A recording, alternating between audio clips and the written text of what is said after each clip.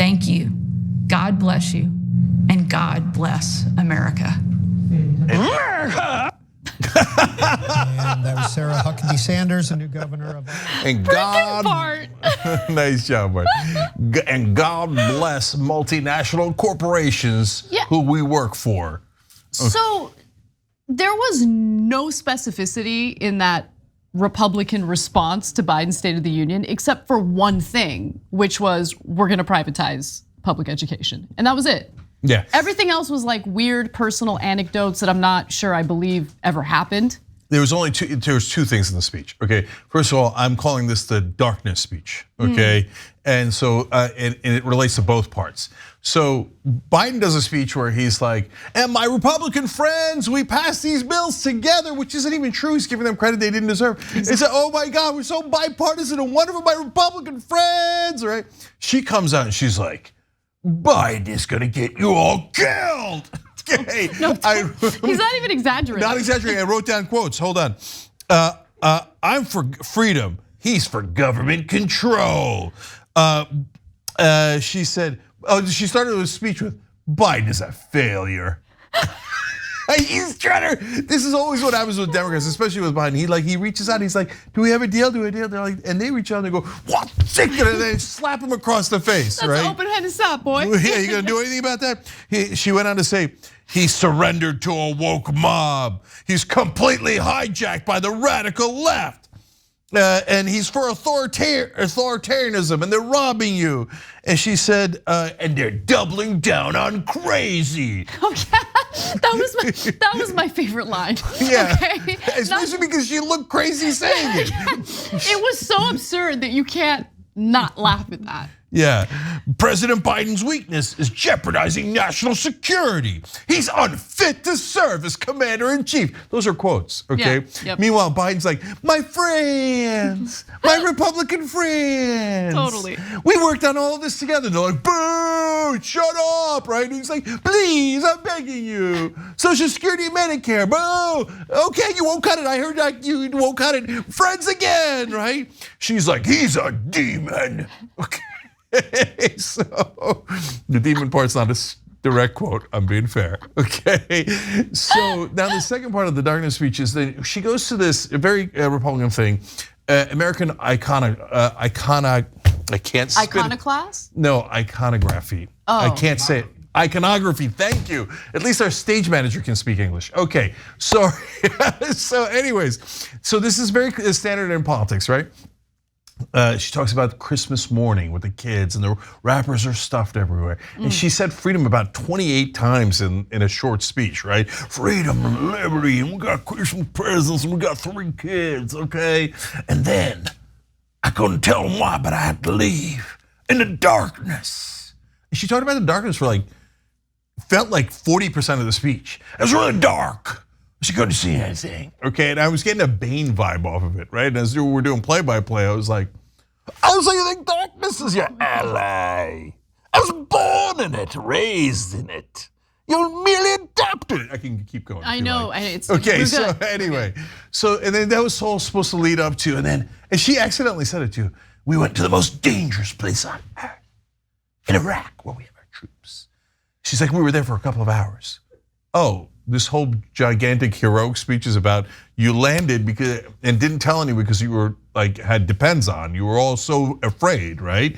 And whereas our troops have been there for years and years and years, whether it's Iraq, Afghanistan, etc., right?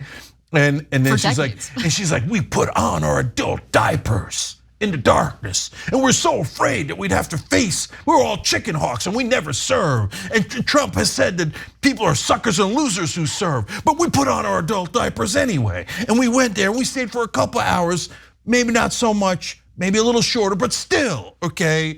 But it was dark when we arrived. But then they started chanting, and I was like, gee, I wonder what they're gonna chant. USA, USA, they chanted. But she didn't even say it like that. USA. USA. USA. Okay, did you guys really think that was a good idea to put in the speech? Okay, whatever. And then we went back on plane, it was dark again. We checked our depends, that was also dark, very dark. Oh. Look, I'm really, really curious how that played with the Republican base. They loved it. You think they loved it?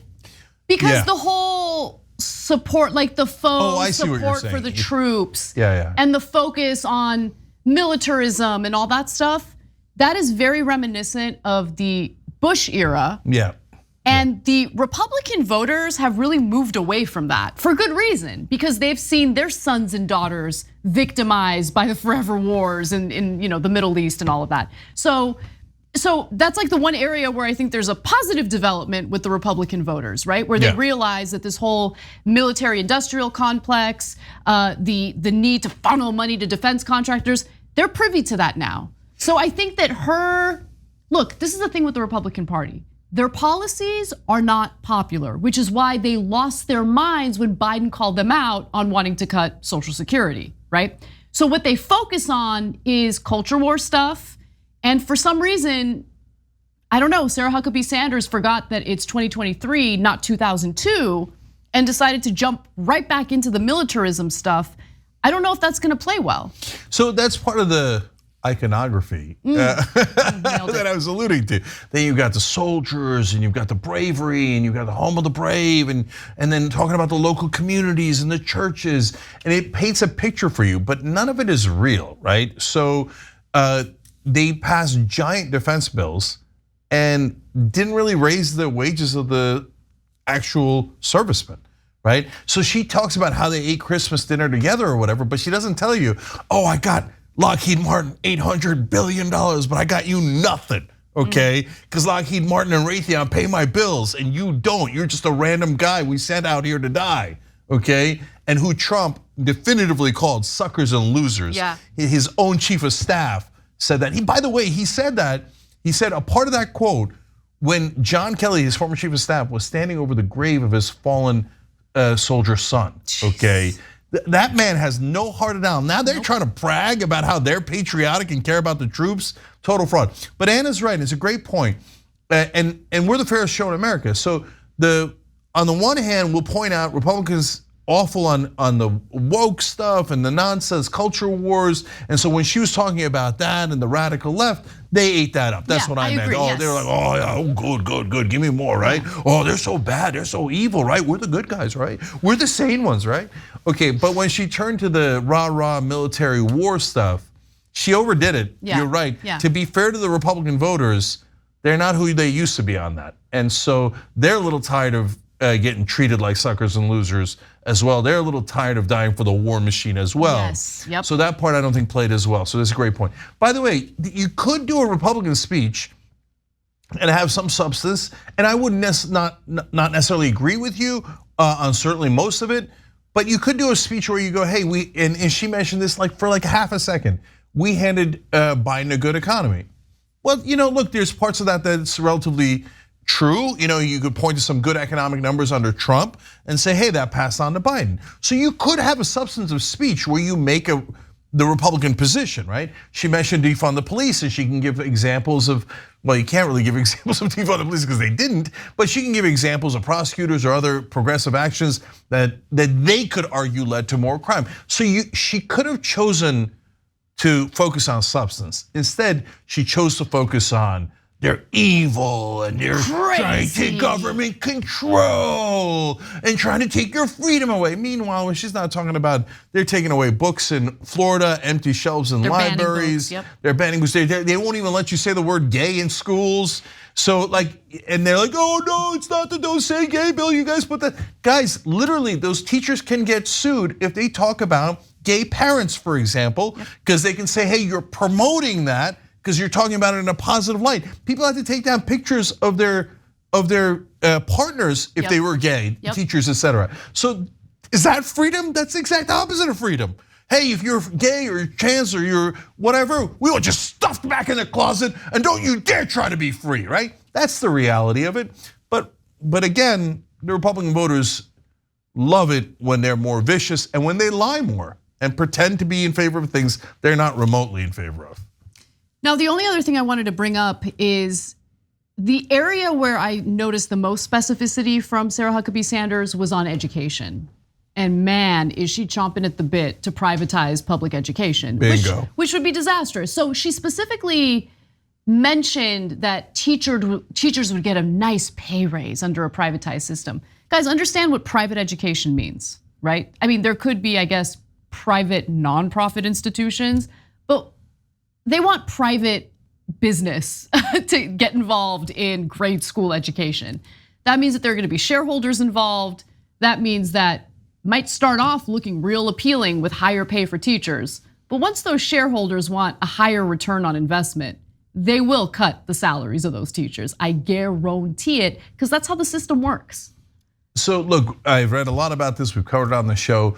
The privatization schemes, first of all, they do not improve test scores at all. So that whole, we're gonna give your kids a chance. Second of all, wait, how are you giving them a chance? They have to pay for school. Public school was free, and now you're saying, we will help you with part of that cost, but the rest you're gonna have to pay, and then those guys are donors, and then they'll funnel them some of the money back to us, and then we'll lie to you again, and we'll go through this circle. Meanwhile, you'll have lost public education, and if you're poor or middle class, your kids won't have opportunity anymore, but don't worry, the rich kids will all be in private schools. Ha ha, that's what that proposal is.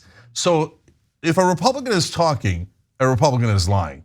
In terms of politics, it is 98% of the time. So if they tell you they're gonna protect education, they're coming to gut education. They are. If they're telling you that they're bringing opportunity, that means they're looking to cut off your opportunity so that only the rich kids have the best options. If they're talking about freedom, that means they're in the middle of taking away your freedom. Okay, so that's what that ghoul and goblin Sarah Huckabee Sanders said tonight. Yes, and I'm not gonna lie, I'm genuinely afraid that they're gonna accomplish what they want to accomplish with education. When they say they're gonna do something, that's the thing about the Republican Party. You gotta hand it to them. They're different from Democrats in that when they say they're gonna do something, sooner or later they're gonna do it, okay? And so what's really concerning is that you have corporate Democrats who have kind of opened the door to privatizing education. Beginning with the whole charter school scam that Obama's administration was very much in favor of.